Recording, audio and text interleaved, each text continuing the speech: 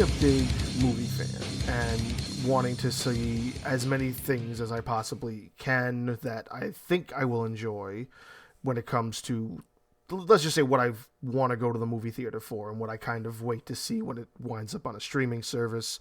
I have my anticipations. I have my things I kind of hold back on a little bit when it comes to what I will go see and what I feel like is almost worth it or what's not worth it.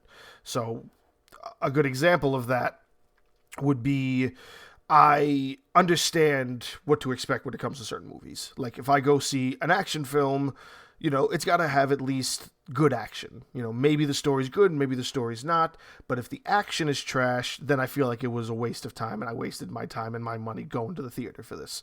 And there's a lot of movies that I know are just strictly for the action and not for the story. Like, I can't wait for The Expendables 4. Not because I can't wait to see what the story's going to be, because I know the story's going to be trash. Now, with that, it's the same thing rolls around when it comes to things like, say, comedy. Like, if I go to see a comedy and I'm expecting to laugh, that's all I'm expecting for. Maybe the story's good, maybe the story's not, but I'm expecting to laugh, so as long as I laugh, maybe I like the story, maybe I won't. Now, horror films don't necessarily scare me. They make me feel uncomfortable. I'll say that. I don't really get scared all that often. I get, I know what a jump scare is meant to do to me. I do have the reaction that a person normally would have for a jump scare, but I'm not going to sit here and say that, like, I'm afraid of clowns or the dark or spiders or anything of that nature. So with that, I go to see horror films for two basic reasons. One, because a lot of the horror films that have come out in some way, shape, or form have my investment, because it's usually by, say, the same directors or producers or production companies. Like Paramount makes great horror films. Studio... I forget what the name is now off the top of my head, but the studio that makes, like, the Conjuring films, even just James Wan. When you see James Wan's name, you know that you're gonna be in for a really good horror film in some way, shape, or form. So I'll see that name and I'll go, okay, I gotta go see that in theaters. I've seen everything in the Conjuring universe in theaters. You know what I mean? So when this film was announced, I was like, oh, okay, Scream 5. That's essentially what it is. Even though it's just called Scream, and it isn't by the same company, because the company that started the film franchise was the Weinstein Company. But of course, that company is now closed, so the rights to the franchise fall under this new company called Spyglass Media, and they help produce it along with Radio Science Productions and Project X Entertainment. So it's not the same company that produced this, nor is it really involve many people besides a lot of the main actors. So the biggest issue with this film is you're going into it expecting, I guess, what you would surmise as almost like maybe torch passing, maybe sequel, maybe just this introduction of where they're going to be going moving forward. And the thing is that it's kind of all of those rolled into one, while also being what they've dubbed in the film itself as a requel. Now, the term requel is the idea of a reboot and a sequel. Now, I had never heard that term until they said it in this film. Maybe I'm not caught up on my Reddit forums and the film subreddits, but I have not heard this term before, and I think it's a tremendous term, and I'm definitely going to use it moving forward, and it very much describes exactly what this is. A requel is a reboot plus a sequel. So they're essentially rebooting the franchise with a sequel. So this still follows the same storyline as the 4 films that came before it. But now, even with these 4 films that came before it, leading up to this film being the 5th of that, it's also a reboot to kind of show where it might go moving forward. However, it doesn't even seem like it does that right. Like, it seems like a poor reboot more than what they've dubbed a requel, simply because it's just a reiteration of almost the exact same storyline. Like, you could tell who the killer was from the very beginning. Like, it wasn't really a mystery. The dual killers, I will admit, I only suspected one person. I wasn't suspecting two, but the fact that it was two and the other one was completely obvious to anybody who really thought they were going to go the obvious route. Like, that's why I didn't expect it to be two, because the only other person it would have been was too obvious. So I let myself be duped in thinking they wouldn't do something that obvious, and they did. The first one, I knew from the very beginning who the first killer was, and even just the idea of, there being two killers instead of just one.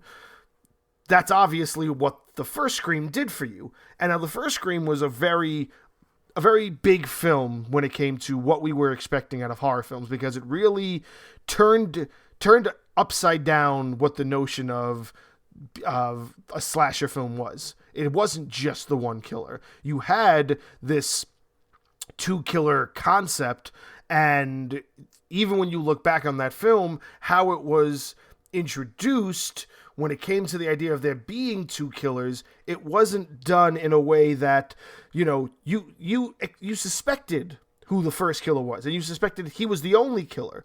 And then when they introduced this dude who had literally nothing to do with what could possibly be considered as being the killer as possible, and he dropped the ball and had the tape recorder, and you saw that, yes, it was two killers, that was amazing. I remember being really shocked by that film.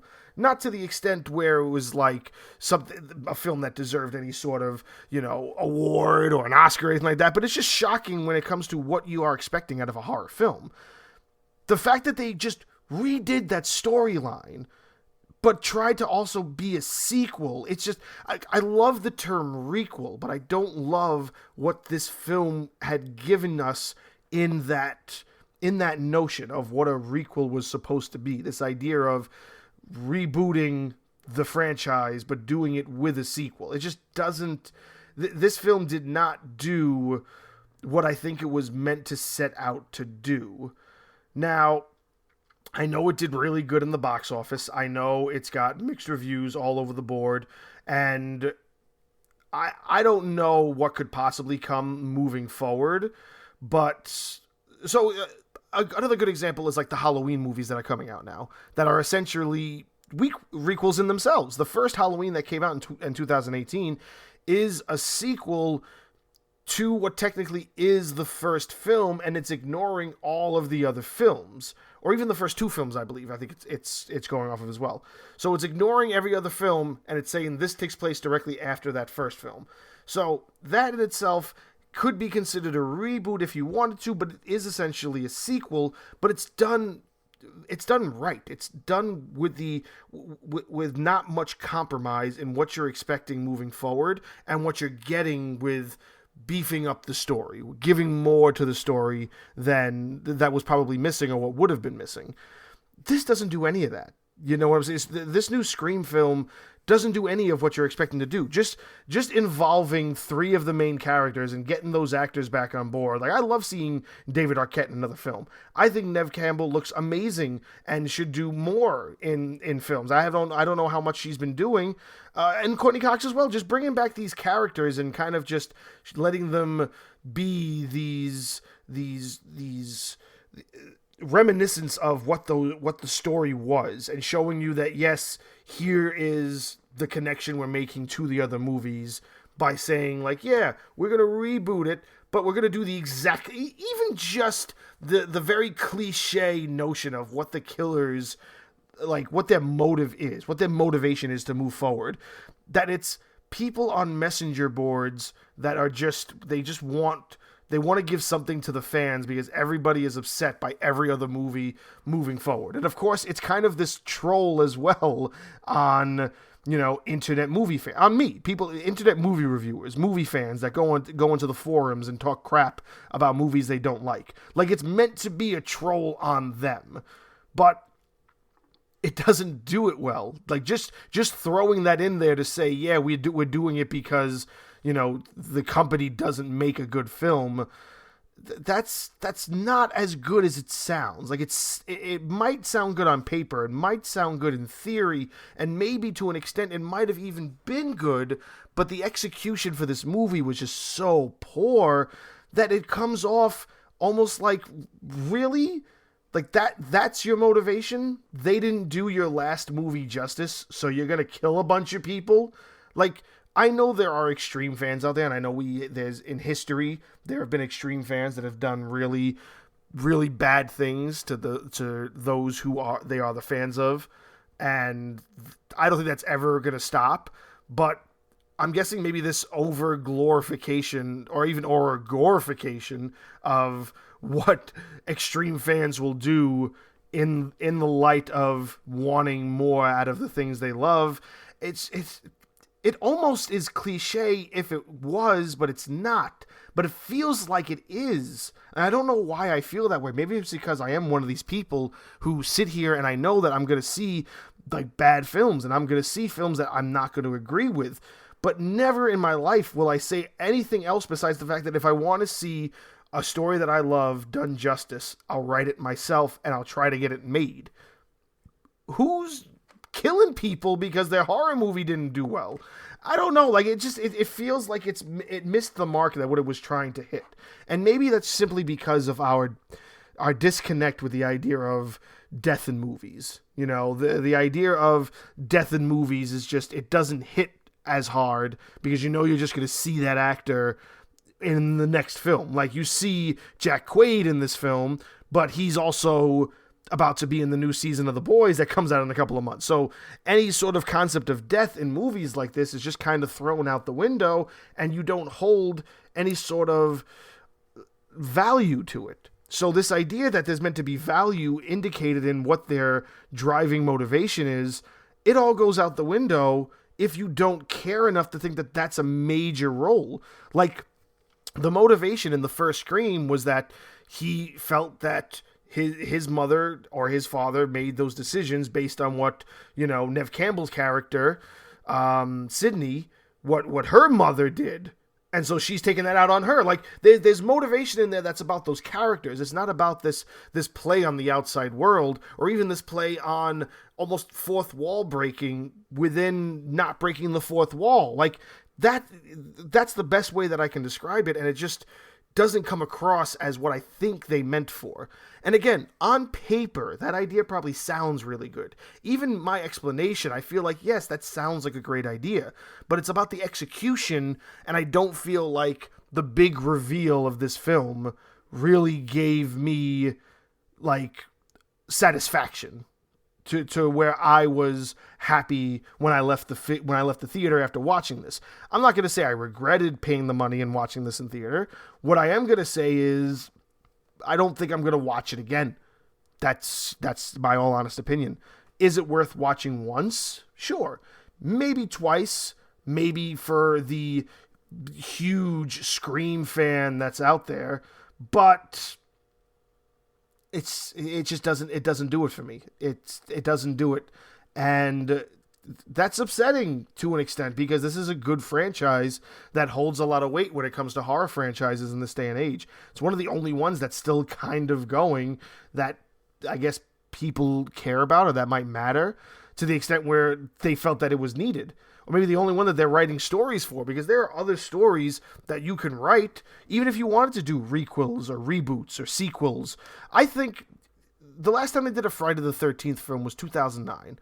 I think they should do another one of those, but not a sequel. They should do a reboot, but not even a reboot of a film that involves Jason, because the 2009 film was basically a reboot of the second and third films in the series, because that's essentially where the Jason story was supposed to end, and then Jason 5 came out where it was an imposter playing as Jason. It wasn't really Jason Voorhees, and then people were like, okay, we want something better, because there aren't many people that talk highly of Friday the 13th Part 5. So they had to redo it, and they did 5 more after that, and then did Freddy vs. Jason, and then they did the remake. They have to do a reboot. But they have to do a reboot of that first film when it's Pamela Voorhees, his mother. That movie is really, really good, and it really gets overshadowed by the fact that the second one involved the son, and then the son grew this franchise into the slasher film that everybody knows and loves. That should be a reboot that we should get. In my eyes, I feel like that should be a reboot we should get. We're getting Halloween, we're getting Scream, they tried Friday the 13th, it's getting a lot more success now, I think. I think it's kind of revered by a lot of the fans as being a really good film. And then you had the Nightmare on Elm Street reboot that a lot of people hated and really don't want anybody to touch it. But I do hear that they're trying to do another Nightmare on Elm Street with Robert Englund coming back. So if they're doing that, why not do the original Friday the 13th, but not with Jason? Do the mother's storyline. Do what the first film actually was. And I think that would be a great step forward in what they might be doing or what their plans might be.